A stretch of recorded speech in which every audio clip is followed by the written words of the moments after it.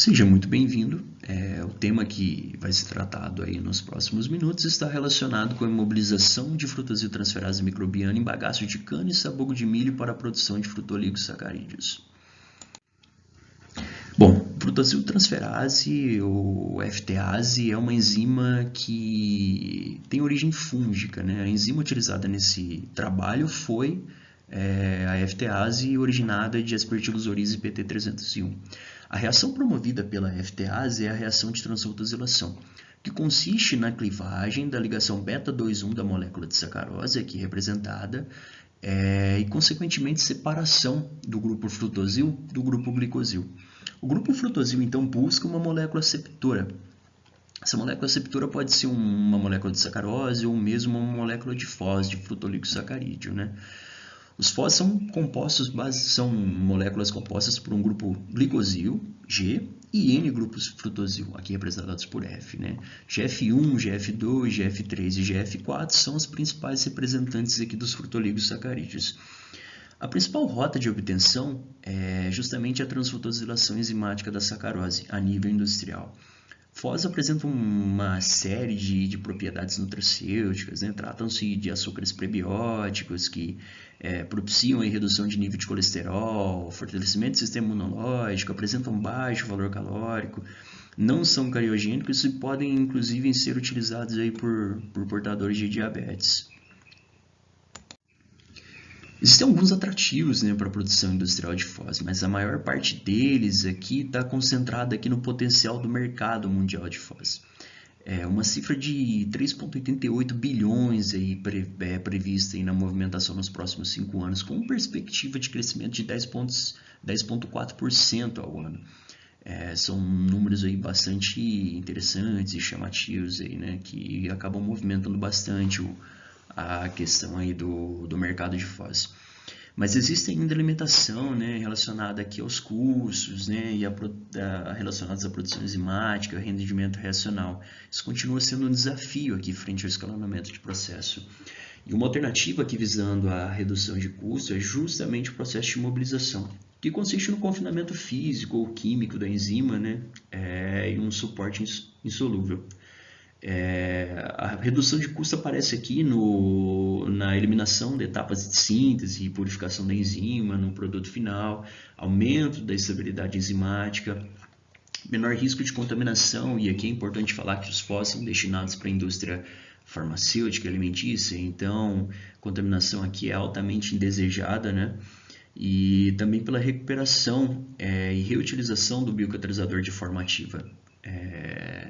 Em mais ciclos. Com relação aqui aos possíveis suportes para a imobilização, nessa pesquisa foram adotados aqui o sabugo de milho e bagaço de cana-de-açúcar, que tratam-se de materiais orgânicos e com características hidrofóbicas, né? Para você ter uma ideia, aqui no ano de 2020, cerca de 640 mil toneladas de cana-de-açúcar foram processadas pela indústria sucroalcooleira. Cada tonelada de açúcar gera 320 kg de bagaço. Cada tonelada de milho processada, e foram 100 mil toneladas aqui no ano de 2020, gera 180 kg de sabugo. O alto custo dos suportes comerciais, né, e a possibilidade de destinação aqui desses resíduos agroindustriais e agregar valor para eles, dando uma destinação mais nobre, torna sabugo de milho e bagaço de cana-de-açúcar aqui potenciais suportes, né, para serem utilizados aqui para a imobilização de enzimas. O objetivo central é a imobilização por adsorção física, né, da FTase extracelular nos suportes previamente citados aqui para a obtenção de biocatalisadores heterogêneos com atividade de transfrutosilação para a produção de frutoligosacarídeos. A metodologia passa pela preparação do suporte, com peneiramento, trituramento, secagem, né? Seguida do cultivo do micro-organismo, né? Através das cepas fornecidas pelo Laboratório de Biotecnologia do Instituto de Pesquisas Tecnológicas de São Paulo. Esse cultivo é feito aqui em meio sólido, 30 graus Celsius por 7 dias. Procede-se com a raspagem dos esporos, ajuste da concentração dos esporos, e suspensão de esporos vem aqui para a fermentação submersa, né, na qual a enzima extracelular é produzida.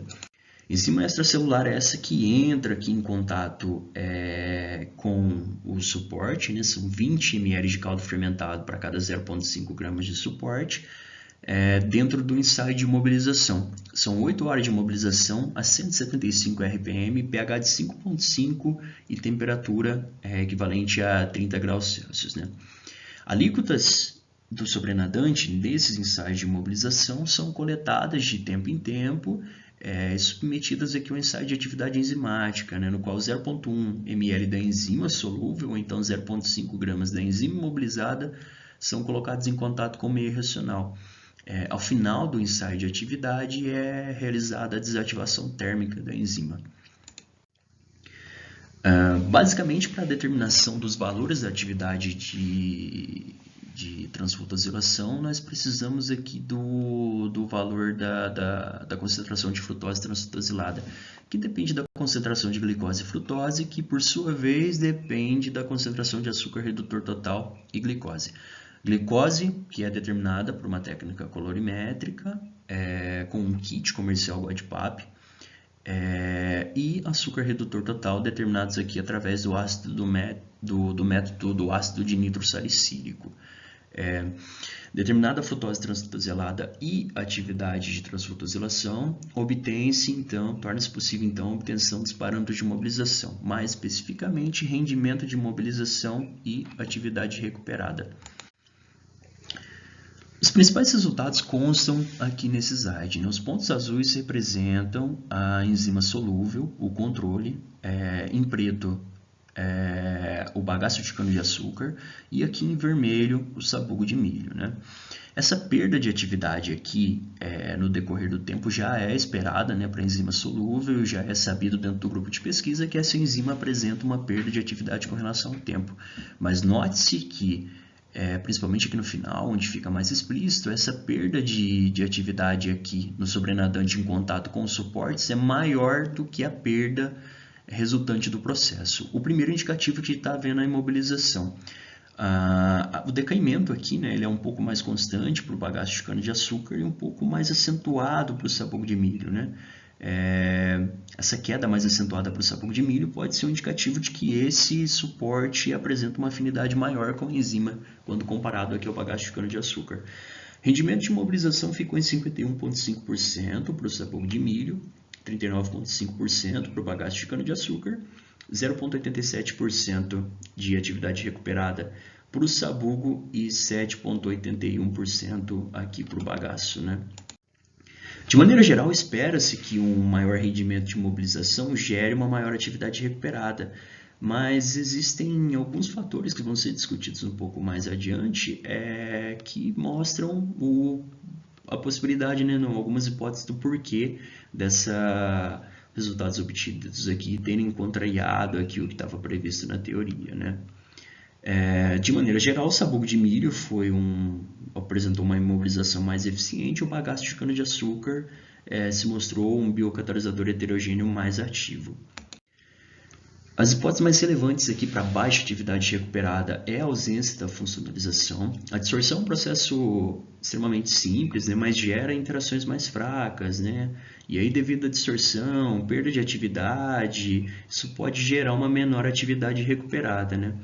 Os efeitos indesejados aqui na mobilização enzimática, como interações múltiplas, né, que podem ocasionar aqui o bloqueio de sítios ativos, impedimento estérico, saturação de suporte, limitação difusional, todos esses efeitos aqui podem ter sido mais acentuados no sabugo de milho quando comparado com o bagaço de cana-de-açúcar. A consequência é uma maior perda de atividade catalítica e menor atividade recuperada no biocatalisador produzido a partir do sabugo de milho. As principais conclusões aqui estão relacionadas aqui à eficiência, né, de ambos os suportes para a imobilização da enzima, tendo sido obtido aqui rendimentos de 39% e 51%, atividades recuperadas de 7,81% e 0,87% para a imobilização no bagaço de cana-de-açúcar e sabugo de milho, respectivamente. Esses resultados sugerem aqui a necessidade de funcionalização da superfície do suporte forte, né, para buscar aqui um aprimoramento dos parâmetros de mobilização e, consequentemente, a obtenção de biocatalisadores heterogêneos com maior atividade de transfotosilação.